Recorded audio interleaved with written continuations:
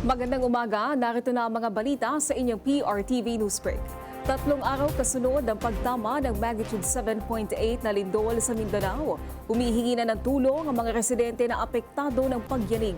Sa detalye, alamin natin mula kay Noreen Igonia. Noreen? Yes, Naomi, marami pa rin sa mga residente dito sa General Santos City ang humihingi ng tulong matapos mawasak ang kanilang mga tahanan at kabuhayan dito sa Purok, Upper Puting Bato, Riverside, Barangay Kalumpang. Nasa 470 na kabahayan dito ang nasira nang yumanig ang magnitude 7.8 na lindol nitong Lunes. Kaya pansamantalang sa labas muna sila ng kanilang mga bahay nagpapalipas ng gabi. Yung iba naglagay na lang ng tent, yung iba naman ay inilabas na nilang kanilang mga katre upang doon na magpahinga. Maliban sa tulugan, problema rin ng maraming residente ang pagkain at tubig. Nasira din kasi ng lindol ang mga tubo ng tubig sa kanilang lugar.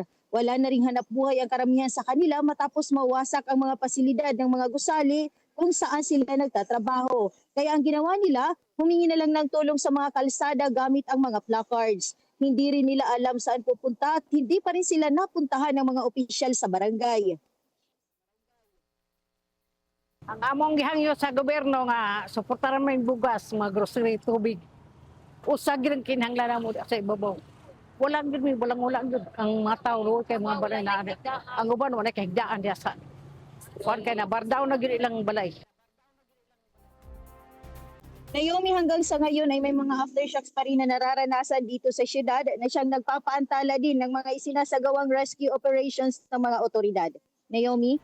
Maraming salamat at ingat kayo dyan, Noreen Igonia.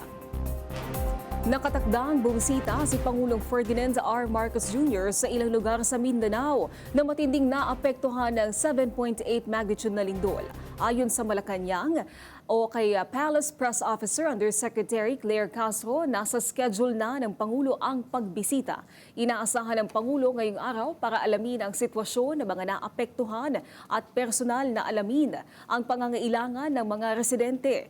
Kahapon, pinangunahan ng Pangulo ang situation briefing sa palasyo kasama ang mga pangunahing ahensya ng pamahalaan, kabilang ang DSWD, DOH, DOST at OCD upang talakayin ang epekto ng lindol.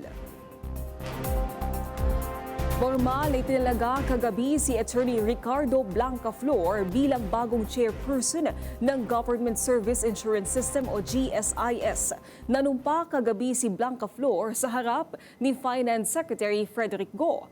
Magsisilbi siyang acting chairperson ng Board of Trustee ng GSIS.